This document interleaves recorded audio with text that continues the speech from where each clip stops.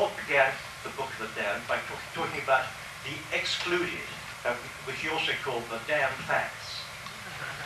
And they were all that what he called data, which cannot be assimilated into any scientific, rationalistic worldview.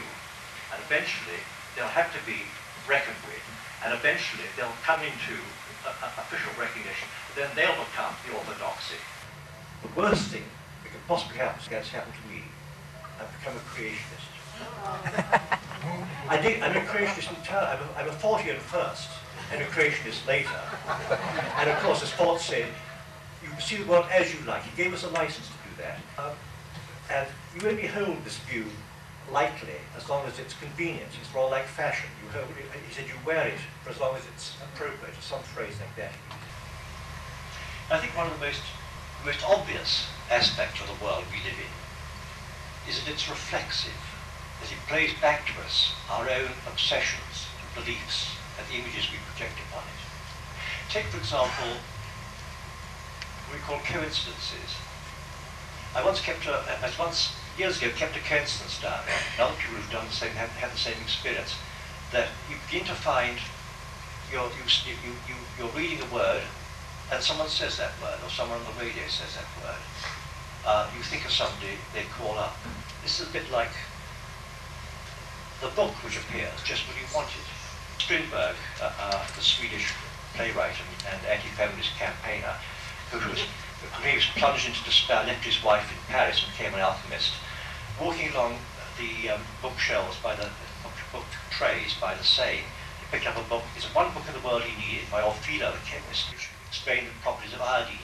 He was making iodine at the time. The one book he needed. He wanted to stay in a hotel, so he went to this book and he saw Hotel Orfila, so he stayed there. And then things went right and things went wrong, but he was guided by coincidences to that desire which brings the book you need to you, or the reference to you, is, as Fort said, that those cases where a pond is dug, and Fort spoke of the pond vibrating with expectation of fishes.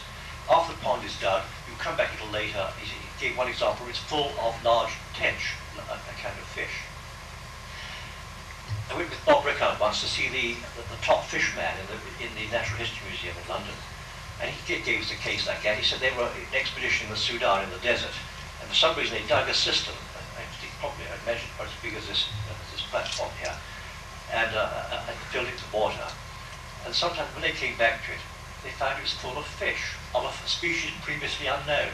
But this man called it after himself, as he discovered it. And of course that gives no question of any link with any water source. The fish just appeared. There's no explanation, you just accept. As Fort said, I don't believe, I accept.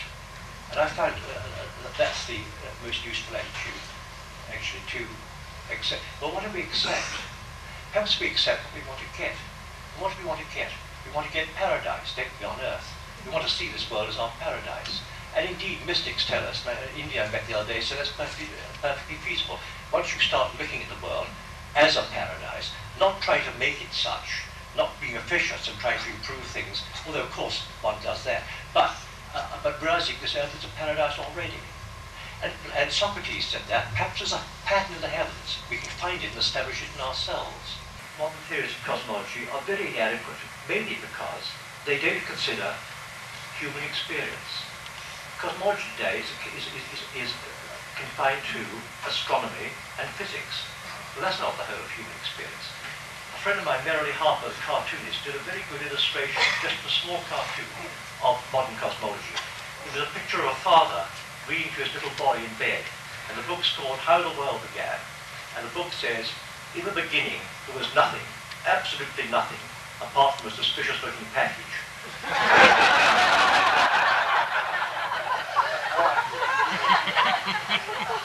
That's it. Every type of world image has its corresponding effect on minds, and thus on perceptions, moral values, social structures, and every other aspect of human order. But to tell you, a good example of the cross-influence between a cosmological image and human affairs generally is the expanded universe theory.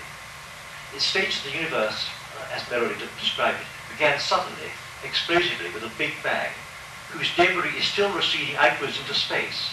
This implies that on this one small fragment of matter, conditions happen to be suitable for the evolution of life, which began through a chance, possibly unique chain of chemical reactions. Creatures arose endowed with various degrees of intelligence, and one species somehow acquired the art of abstract thinking, causing me to worry about vain and useless questions, such as how the world began, to invent an endless succession of explanatory myths and theories, and then to fight over them. Is this a likely story?